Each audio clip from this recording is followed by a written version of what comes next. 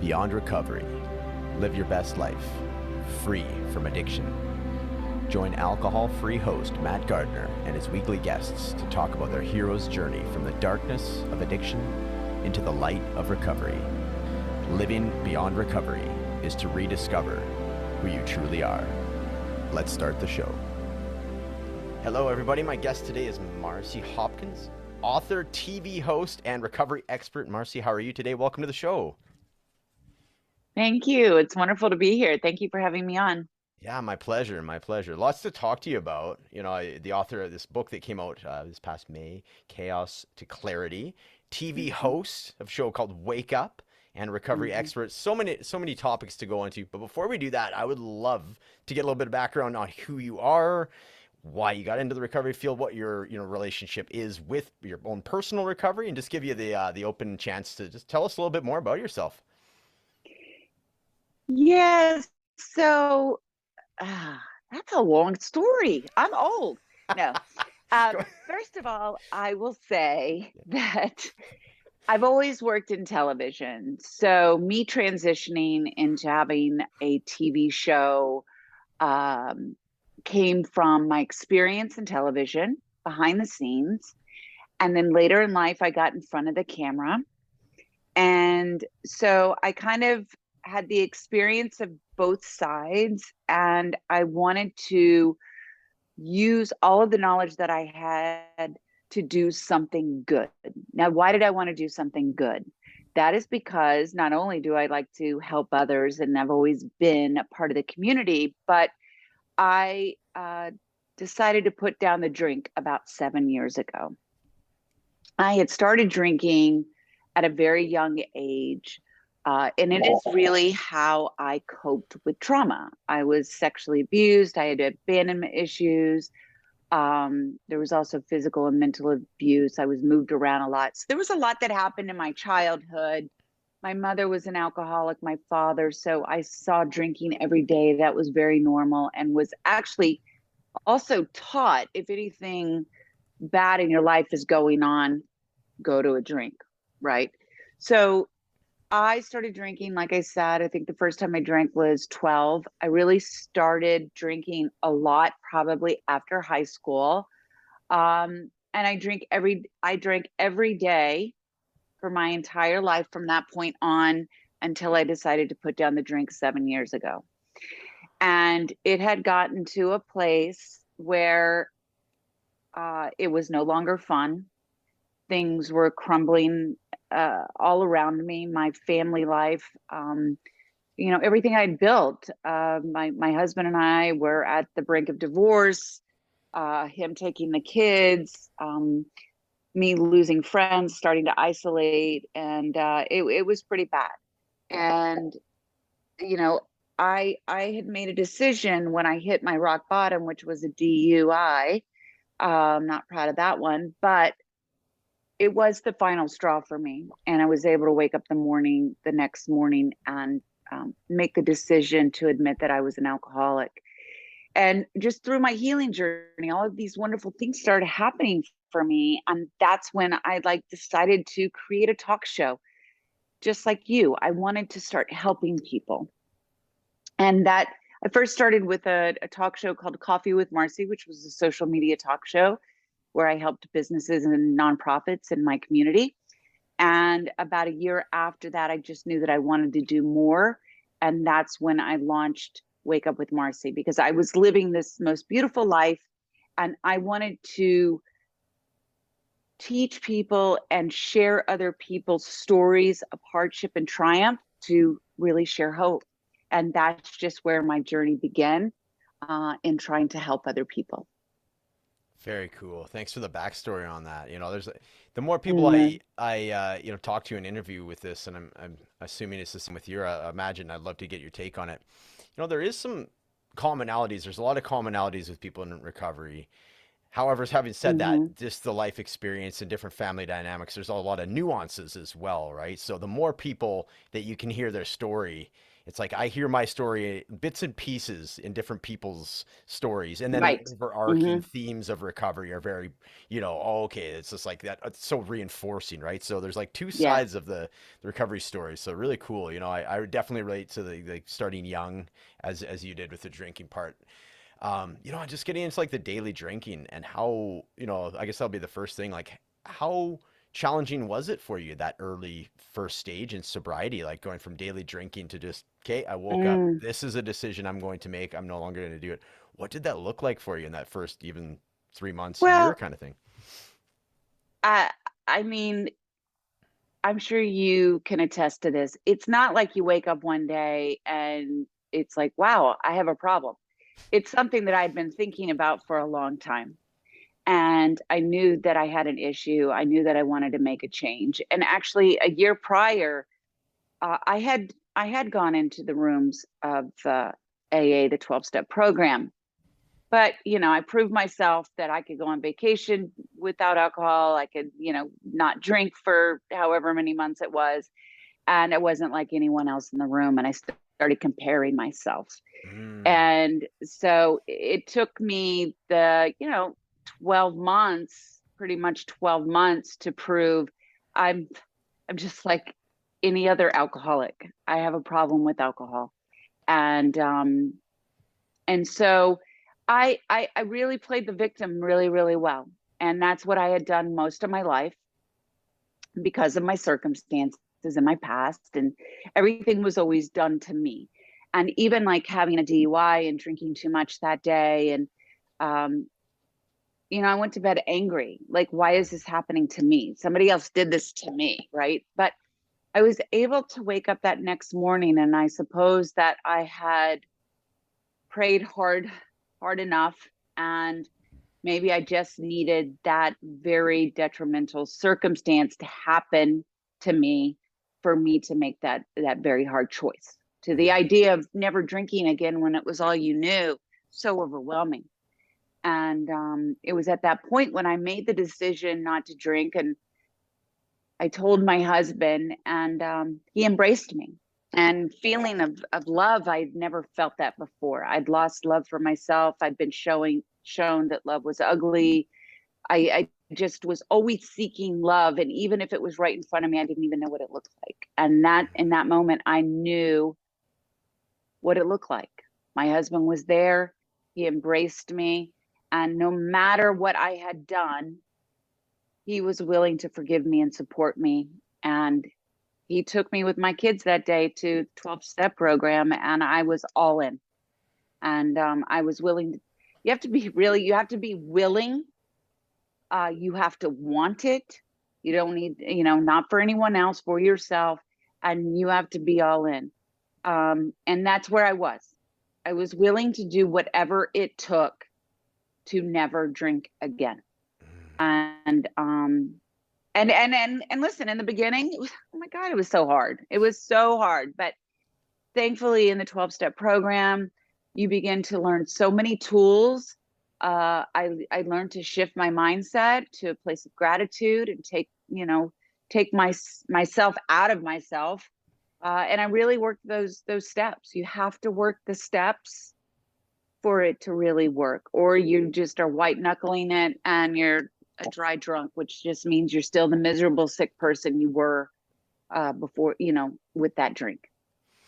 So. Yeah, yeah, I completely agree, and it's amazing.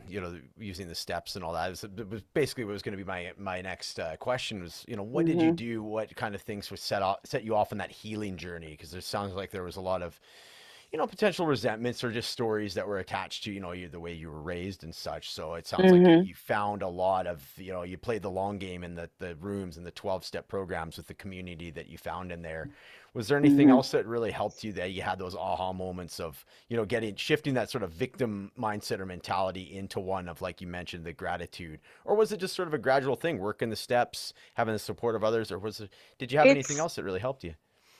Well, first of all, I'll say that recovery is a long process. It took you a long time to get to where you were, and it takes a long time to rewire your brain. And that's basically what you are doing You are shifting your entire mindset and how you think about things through those steps. And they are a true gift. And another big, big thing, and I know that this is hard for a lot of people because how they were raised with religion, is giving yourself over to a higher power and understanding what a higher power is. And it is different for most, but it's really more about what, for me, I have found it's more about spirituality instead of organized religion. I believe in God. I prayed to Jesus. I asked Jesus to help me through this, and he would be my shepherd, and I would be his lamb if he would save me and hold me in his arms. And then that's when I go to my book, when, you know, the full title of my book is Chaos to Clarity: Seeing the Signs and Breaking the Cycles. So much of what started happening for me is I started seeing signs from the other side, from my angels, from God, where I knew that I had the support. And that helped me to continue to move forward once I had opened myself up to that. And what the 12-step program also enabled me to do was to begin to break generational cycles, negative cycles that I had put into place to cope with the pain of my past and my trauma. And, you know, we don't just wake up alcoholics. Any addiction really stems a lot of times from trauma. And then also our dopamine and our reward system, which is a whole different level. But there's so much that happens in our bodies and in our brains with alcohol and the chemicals inside of our bodies and our thinking process. So I've learned so much through these 7 years, and I continue to learn so I can continue to help other people myself. It's beautiful. And that's where I'm going next, is where, helping other folks and how that came about. But before, one last footnote that it's come up a few times. You mentioned your husband and family. I can only imagine that had, having that rock, or, that family dynamic that was there to support you is a fairly substantial motivator for you, correct? Yeah. And, I always felt bad for others that were in the program and they didn't have that. I felt so fortunate to have that. Because if I didn't, and I just maybe lived alone, I don't know if I'd have the same outcome. Because I remember in the beginning, my husband traveled a lot. So I did have a lot of time alone. I will say that. It wasn't always someone that I had to check in with. But I'll go back to these tools that we learned to help us. And I remember laying on the couch watching a movie. My husband's gone and the kids are asleep. And I was like, you know what? I could go drink some wine and nobody would know. Nobody would be the wiser, but I would know. Right. And so what I did was I used one of my favorite tools, and that's move a muscle, change a thought. So I got my butt up off that couch and I actually went and got my big book. And I sat there, and so instead of the wine, I got my big book and I started reading. And these cravings that we have, cravings only last about 15 minutes. And if you actually start doing something else, you can't think of two things at one time. So that craving hits you, do something else to help yourself when that craving hits, which is the idea behind move a muscle, change a thought. I love that. And it's so simple and yet so effective. I think people can get so over, myself included, at one time or time intermittently throughout my life and through my recovery, get so overwhelmed when a craving does come up. So just having that exactly what you just said is so important. So thank you for sharing that. So let's fast forward into, a little bit into your recovery there. We've got the nuts and bolts of how you kind of got into it and you're feeling your way through it. When did you make that decision you wanted to start helping other people? And how did this idea of like a talk show form from that? Yeah. So, excuse me. Like I said, my background was in television. I worked for network television, Fox Cable Group. And then later in life, after I'd had my children, I got in front of the camera, and I was actually around 40. I went after a lifelong dream. And when, and my drinking actually, that catapulted my drinking, because I started using liquid courage to go for my auditions, for my gigs, because I had no self-esteem. I had no self-love. I was feeling judged all the time. So it was a very difficult place to be when you're not a confident person. Sure. And I also harbored a lot of resentment, because here I am trying to do this thing for myself, and I have kids. I have young kids. My husband's always gone. I'm not able to go into the city, do the training that's necessary, and all of these things. So when I finally got sober, I actually had a gig that day, the day I got a DUI. So I had drank a thermos of wine going to my gig, and then I went out afterwards.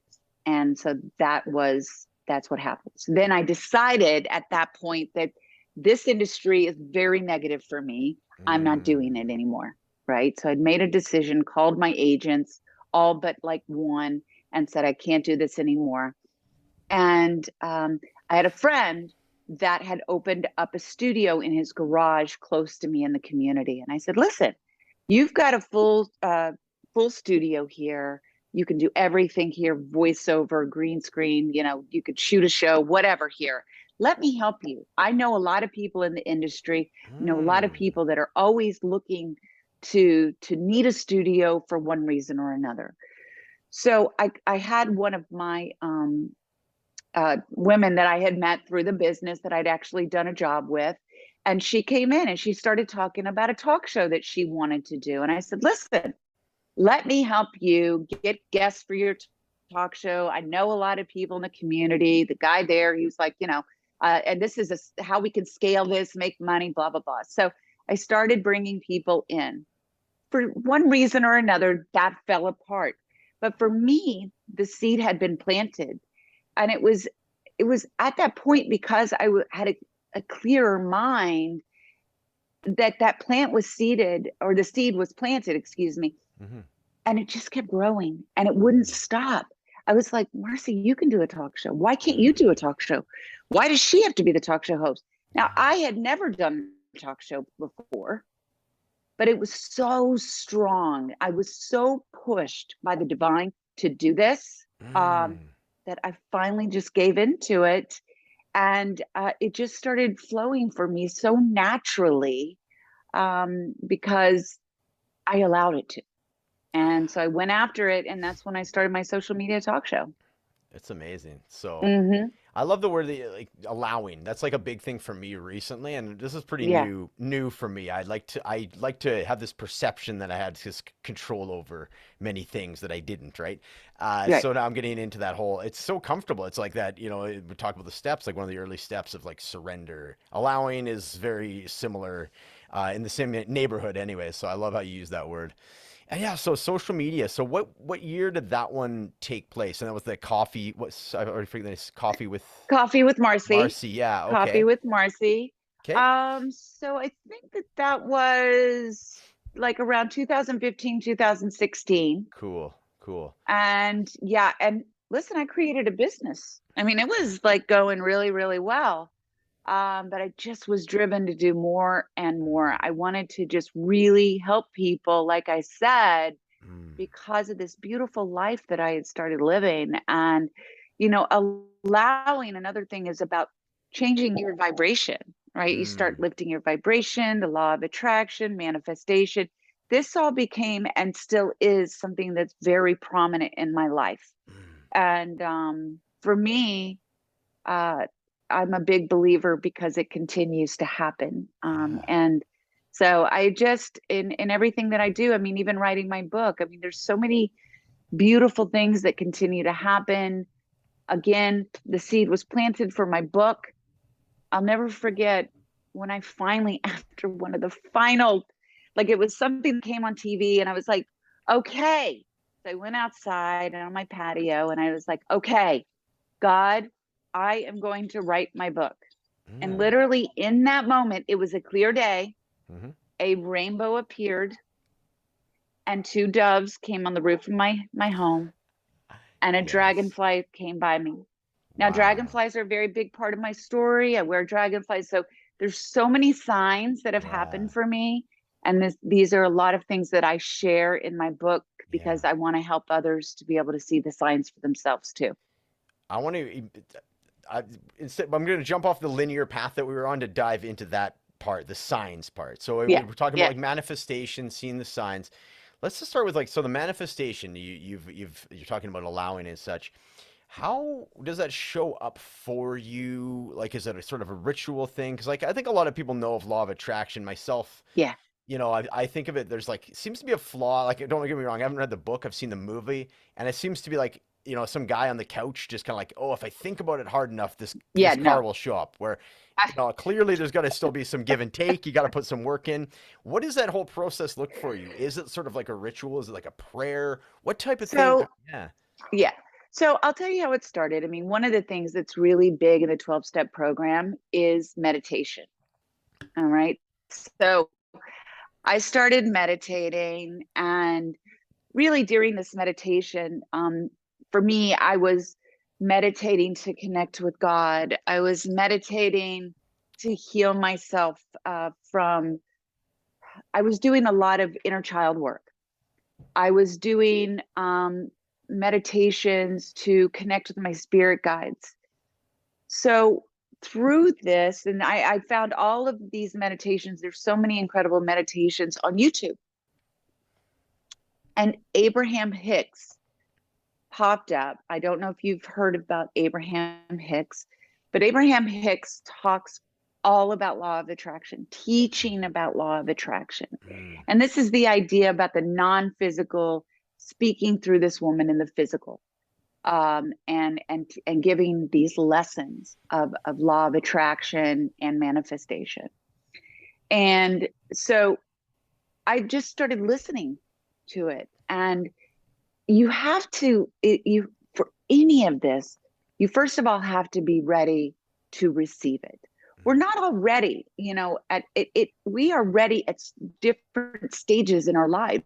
I mean, we can hear things and it doesn't resonate with us. And then maybe down the road, it will resonate with us. And I was ready to hear it. And so basically it's putting out your desire. Okay.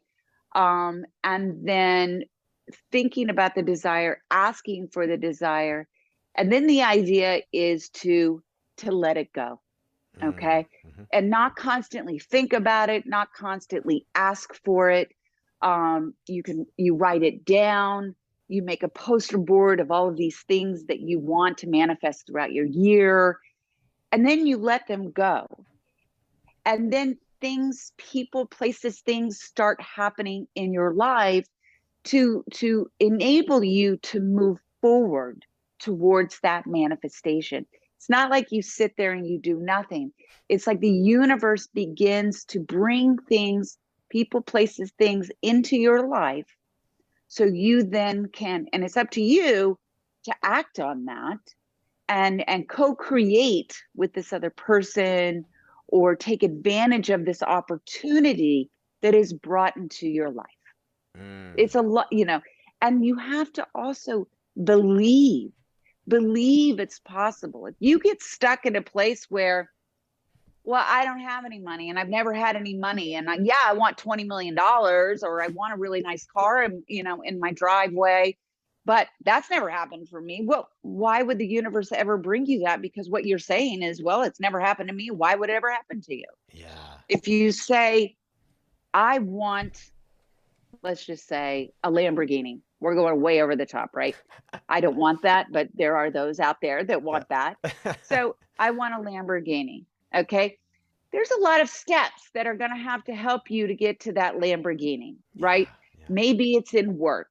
Maybe there's someone that ends up unfortunately passing away and money is left for you for some reason. There's Right. all these things that happen. It's not like you just sit there and the car arrives. There's a Yes. lot of steps that happen in your life to Yeah. help you in creating and manifesting. I love it. I love it. Okay, a couple things that come up for me that we Yeah. could somewhat rapid fire them if we need to about Yeah. manifestation. So you did mention it's like you have to believe in it. Yeah. Having said that, like I the self doubt, the imposter syndrome that I've had and been exposed to in my life, I've found a way to turn that way down. But there's still a little bit that's in me, and I'm fine Yeah. with that. I'm allowing that now. We're talking Yeah. allowing. I'm allowing that to come up instead of trying to push things away. I'm in a state where like I want to at least have a relationship with my ego, a healthy one, but a I think it's relationship with, great. right? So Yeah. how does We all that have it. so does that show up with you? Do you have those times of self-doubt when Oh you are my God. manifesting? Okay. All the time. Okay, Hmm. good, good. Perfect. Hmm. When we can get into that if we want to. I'm just curious if it was just 100%, we're good, let's go. Okay, Yeah. that's good. I think a lot of people will like, resonate with that. Other thing when you're for you personally, because there's different schools of thought with this too. Is like, Uh-huh. they say specific goals, specific manifestations will produce specific results. How about this? Yeah. If you go with the tangible, like, okay, I want whatever, Yeah. $100,000 by the end of the year versus I want to be the type of person that can gain $100,000. So the intangible. Do Hmm. you kind of fluctuate between the both of those, or do you stay to the intangible and then the tangible is a byproduct? Do you get what I mean? Yeah.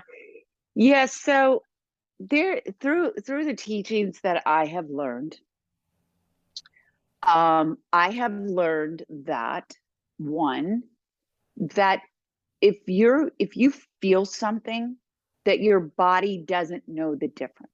So Mm-hmm. if we can, or a thought, if we think something, if we believe something. So when I was um, sexually abused, I could always go back to that feeling, Mm. and it's as if it's happening again, Oh, right? okay. Yep, yep.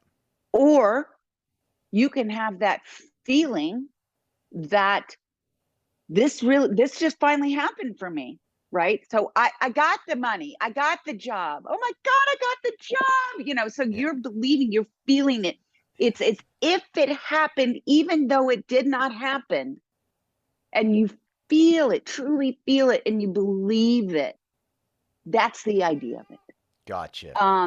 The other thing is that your kitty or dog? That's my cat. Yeah, that's Trout. She seems to end up on all my podcasts. So precious. Yeah. um so there's that, and then kind of what you're talking about just recently, what I had heard, is that you say to God, God, help me, or God, thank you for the solution Mm. to getting this job that I wanted, or the feeling of having the job. So thank God, I want to have an article written about me in the New York Times. Okay. Thank you for solving and creating the solution to spread the word about my book, Chaos to Clarity. Thank Okay. you. Thank you for the solution. Yeah, yeah. So, and that made sense to me, I get it. Yeah. right? That's So cool. you're really feeling that, Yeah. and then you're making it more of a reality in your beliefs. That's super cool. I love the example you actually gave it an example. So, because to me, yeah, exactly. You're like I can envision it. You're almost saying it like in past tense or like it's Yeah, already happened. You're feeling it, and then yeah. you're also having a specific ask within that as well. So it's kind of a little bit of both by the sounds of it, right? It's like very energetic, but at the same time very specific, or it can be very You, specific with yeah. it's important to be specific a lot of times, because I have found too, like, the universe can sometimes bring you what they think you want. Yeah, if you're not It may clear, right? not Yeah, be yeah, specifically yeah, what you want. yeah. Okay, excellent. That answers those questions. Okay, I wanted to just get back to signs. So Hmm. I have had signs, and I definitely had signs leading up to my, my rock bottom moment. There was some taps on the Hmm. shoulder, and eventually they became smacks in the head. Yeah. So now I'm just trying to, like follow intuition and listen to signs and so forth. How do you know? Okay, I guess there would be a couple questions here. How do you Hmm. know when you have one? Because I imagine there are going to be signs that are more subtle than having a couple rainbows and a dragonfly show up. I imagine they aren't all like that. So when there's like subtle signs, how do Yeah. you know that they've come? And have you had, how do you know that it is a sign? Like, have you had one that you're like, oh, I really want that to be a sign, but that's like kind of my ego wanting that? Like, how can you, is it like an energetic thing? You're like, where you're like, okay, that is definitely a sign. Do you know what I mean? It's really interesting because things will happen to me and I will be with someone and I'll be like, did you see that? Did you see that white feather on the floor? Did you see that dragonfly that just went by us? And they have no idea. They don't see it. They don't Oh, understand it.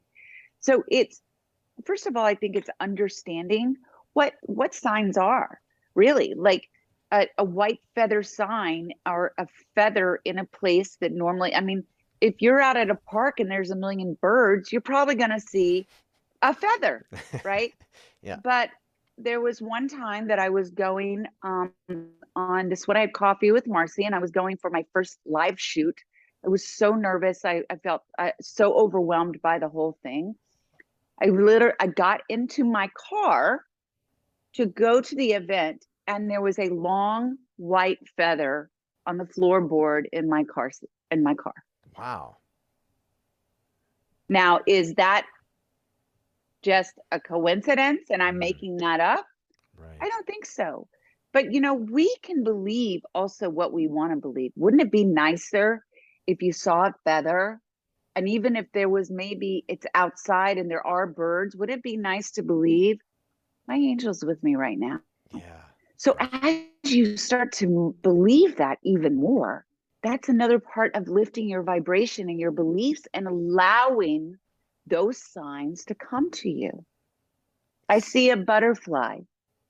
Is that somebody that has crossed over and maybe they're showing themselves to you? Why couldn't it be that? Yeah. Yeah. Yeah. Do you work with people that are perhaps not skeptical, but just not open to it? Like they're like, I want to see a sign, and meanwhile Yeah. they're so tunnel visioned. They are having the signs, but they just aren't. They don't have perhaps have that ability quite yet to listen in. Yeah. And how do you? I guess how do you deal with those types of people that are getting frustrated? Meanwhile, there are things happening. They just don't quite, like you say, if maybe haven't attuned their vibration to get to that stage yet. And that's it. And that's really it. I mean, they are, you've hit the nail on the head. It's tunnel vision. They want it so bad. They're looking so hard, Mm, and you're not going to see it that way. mm, And it is about lifting your vibrations to a level of your angels and higher powers and those of on the other side. I mean, mm, think about it. If you're at a place of anger and despair and shame and guilt, mm. angels are at love, peace. Yeah. How are you going to meet up there? You can't. Sure. Yeah. Yeah. You've got to raise Yeah. your vibration to meet their vibration, to be able to see and hear from those that are guiding you on the other side. Very cool. I love it. I love it. Okay, so let's get back into the we'll get back into the linear Yeah. side of things. I love that. I love going into that though. Thank you. So Coffee with Marcy starts up. What happens and when does it start transitioning into this new one, the Wake Up with Marcy? Is it essentially the same show just rebranded? Like, what are the differences? Yeah, a few There's a different huge questions to ask when we difference. go to the show. Okay. Yeah. So Coffee with Marcy was really about interviewing entrepreneurs in my community Mm. to help those know in the community, the patrons, you know, who is the business owner, what did they do, and then also help. It was always like you drive by the same places all the time. Oh, I'm going to go in there. I'm going to go in there, and you never go in there because you're always going to the same places. So that's Right. what my intention was there. Oh, But cool. then as I was healing more, I was getting to a place of more joy. I realized that I wanted to tell other people's stories of triumph. Mm. Hardships, we all go through hardships. Then what's the triumph? Because if you can share how you went through it and share the triumph and what you're doing today, or what your plans in life are, past that painful place in life, you're sharing hope. You're educating others. You're helping others to know they can do it too. They're not alone. And that was Mm. so important to me. And so my show has grown of telling these stories of hope, celebrity inspiration. I have a lot of celebrities that come on and tell their recovery stories, or, you know, things about their childhood, how they got to where they are today. And then I have educators on, I have authors on. So important to educate others and give resources, because we can learn all kinds of things and hear all kinds of stories, but we have to learn how to put it into action. Yes. Nothing will happen or change in your life if you do not put it into action. Yes. And you know what? That's such a common pitfall, I think, of self-development is people will get to the stage where they can identify patterns and like, that's what's wrong with me. And that's where they stop. I'm like, Yeah. no, you still have to Yeah. now, integrate what you've learned. So, and I'm guilty of that as well, until I realized, okay, it's like information overload. Yeah. It's like knowledge is procrastination if you're not applying it, right? I'm just I'm continually putting it off. So yeah, very interesting you said that. So cool. Okay, so you got Wake Up with Marci. I love the sounds of this show. It sounds amazing. What are some of the folks that you were like real breakout episodes where, like, because I know the celebrity culture is celebrity culture for a reason, and people look up to celebrities. So was there a certain episode where like somebody kind of came out and they're like, oh wow, we did not know that about this person, and you just got this massive like outpouring of support and such? Well, I think one that really resonates with me, and this is a celebrity, it was Patricia Heaton. But I mean, I just have to say, whether you're a celebrity or you're not, I mean, everyone has touched me in some way on my show. Cool. They really, really do, because I learned something from them, or I too have. I mean, I put my book into motion because of someone on my show. I put an invention into motion because of someone on my show. It's helped me too, Cool. So, but Patricia Heaton came on my show, and she had a book, and she was talking about people's next chapters in life and trying to help people with their next chapters. And we women, turn 40, 50, and what's the next chapter in our life? So, we have kids or whatever, and what are we doing? And she came on and she shared very openly that after some of her big hit TV shows and things started slowing down for her, that she started drinking more. She started drinking when she was cooking. She started drinking when she was lunching. She started drinking with dinner. And these were things that she never did. And she recognized that her drinking had gotten to a negative place. And she was drinking and her husband wasn't drinking, So these are all signs that we're not doing so great with our drinking. And she was very open with that. And she talked about how it was so important and why it was so important for her, and how life changed for her once she stopped drinking. And it was really like two girlfriends talking about kind of the same experience. And yeah, it was really, she's really, really was very down to earth with me. And I really appreciated that. Yeah, very cool. I love that. I love what you say too, is like, and I it resonates with me, like having guests on your show that help you as well, right? And like, yeah, like you say, all of a sudden you have this network of wonderful people that are similar, like-minded, and yeah, it's such a strong thing, isn't it? So it sounds like you've had quite the run with the show. How would you describe it? Like, is it a live show, or do you like record it and then edit it, or do you a little bit of both? It is recorded. Yeah. It is recorded and edited. It's really important to me. It's kind of it's a little Oprah-esque. I mean, that's my mentor. That's who I mirrored the show after. Cool. And trying to make a difference in people's lives and telling people's stories. I also think of it a little bit like 60 Minutes. I like to share a story. I give a lot of visuals during that story to make you really kind of brought into that story and feel like you're part of it as much as possible. And I also like to bring a little fun.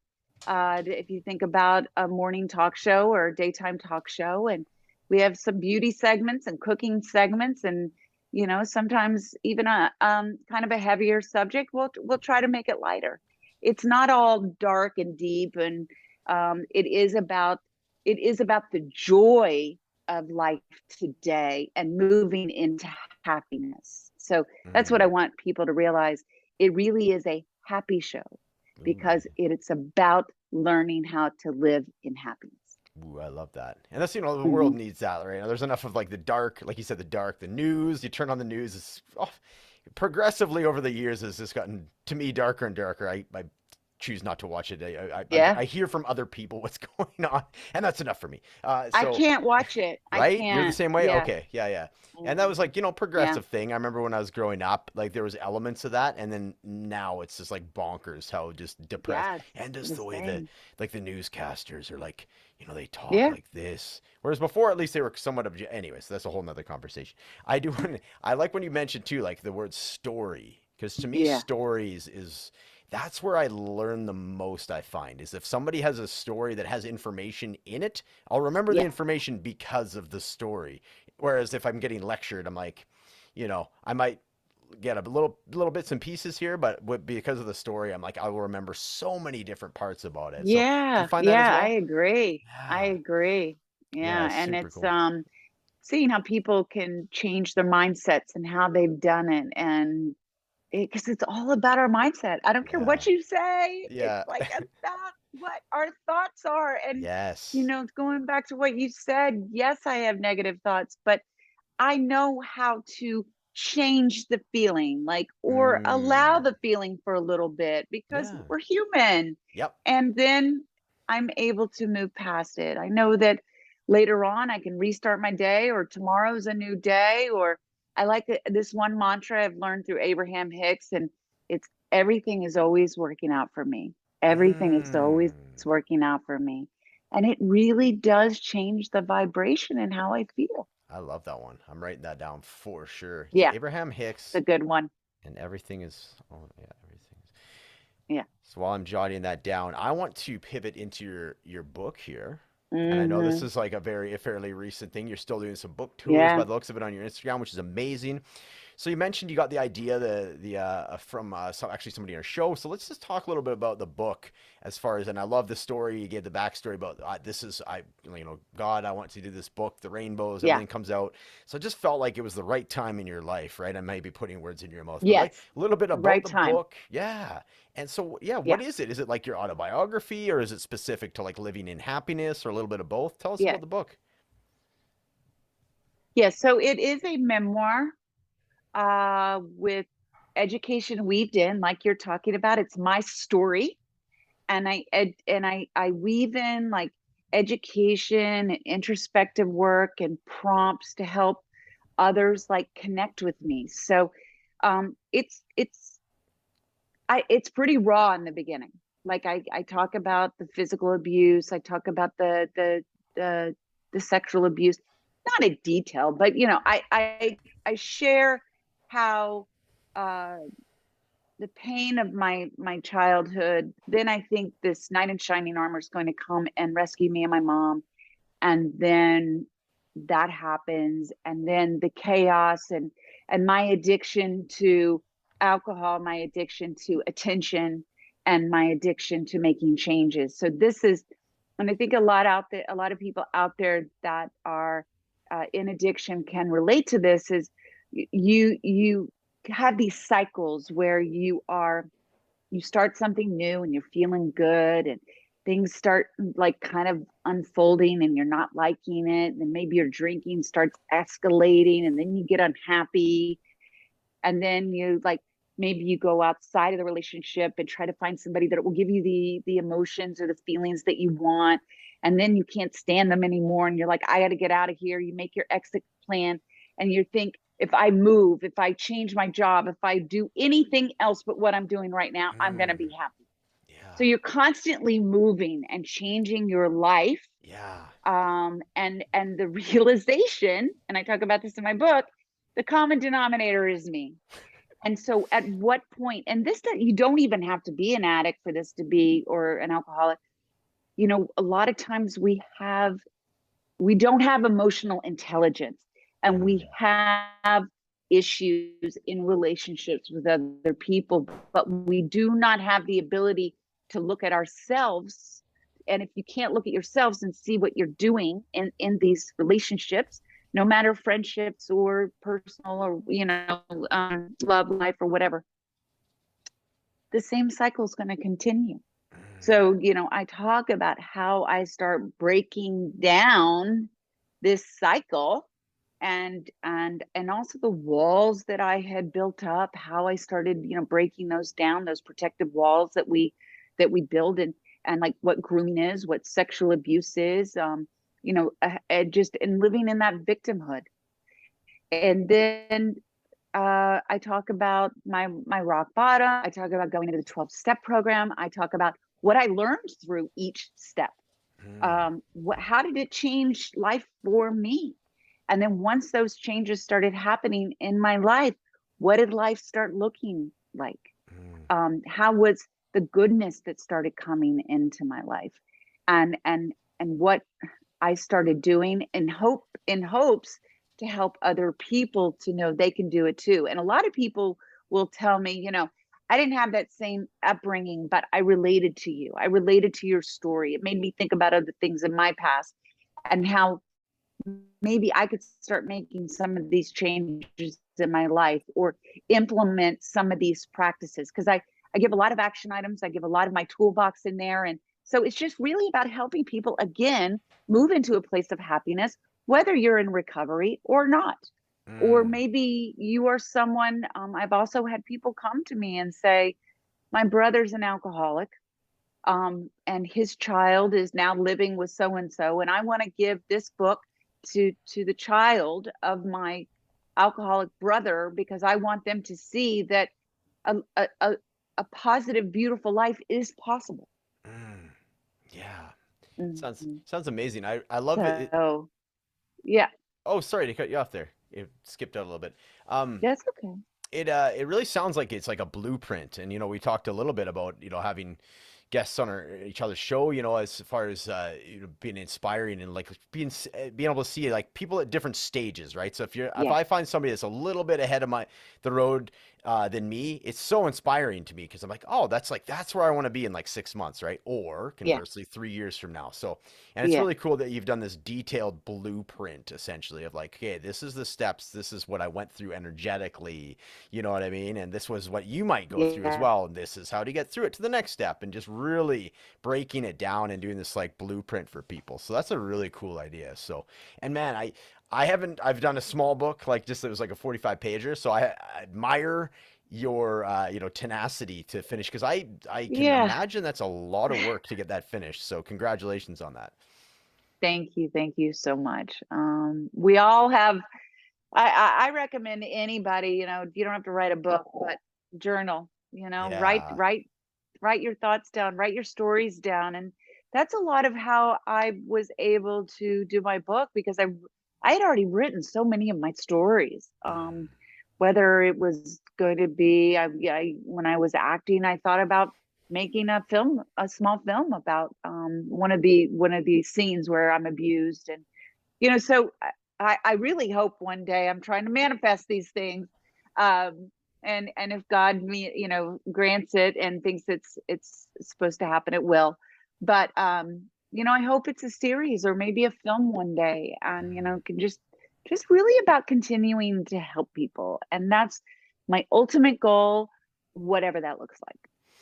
I imagine, it's very much a recurring theme from what I'm hearing is helping people, giving back, helping people. So when you have that as like your primary intention, I imagine that's just got to help a lot of these things manifest because it's like your heart, it's coming from your heart. It's coming from a spot of service, of love. And again, those high vibrational things. So with that, the byproduct, quote unquote, of that would be these wonderful things happening back to you because you're not doing it from a state of ego or, you know what I mean, self-service per se. You're doing it for the helping of others. So I imagine that very much goes hand in hand, correct?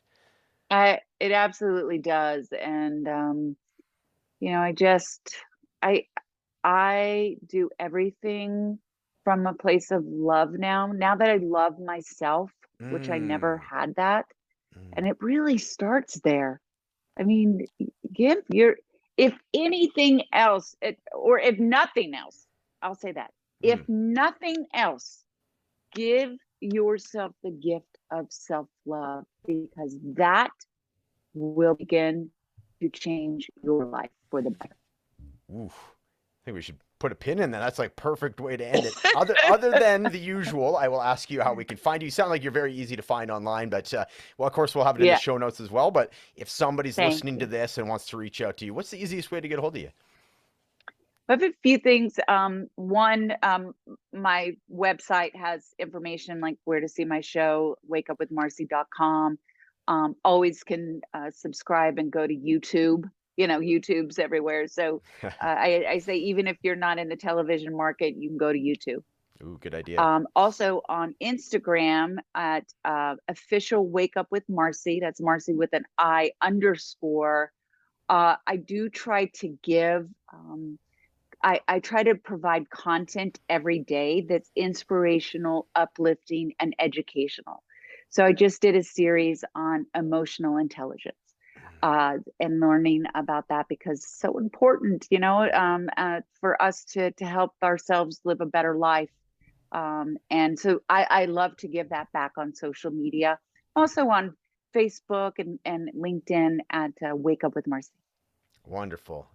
Any final words? My final words are, by the way, thank you so much for coming on. Wonderful stories and just value and everything for my listeners, and it's been a pleasure meeting you. The floor is Thank yours, you. though, if you have anything final to say, any final words. If not, then we can put a wrap in it. I guess I just would like to say that, this is not easy work, and that our past does not define us. And we should not live in a place of shame and guilt in our past. We need to forgive ourselves. And when we talk about forgiveness of others, it's not about forgiving the act. The forgiveness is for you to be able to move forward. And also, if you should relapse, it's okay. We all are going to, I'm not going to call it failure. It's just, you slipped. And I mean, you have an addiction, and that's okay. Just get back up and start over. And it's going to stick at some point. Just keep trying and forgive yourself. And Oof. that's it. Beautiful. Marci, thank you so much for coming on today. Thank you. Thank you for having me.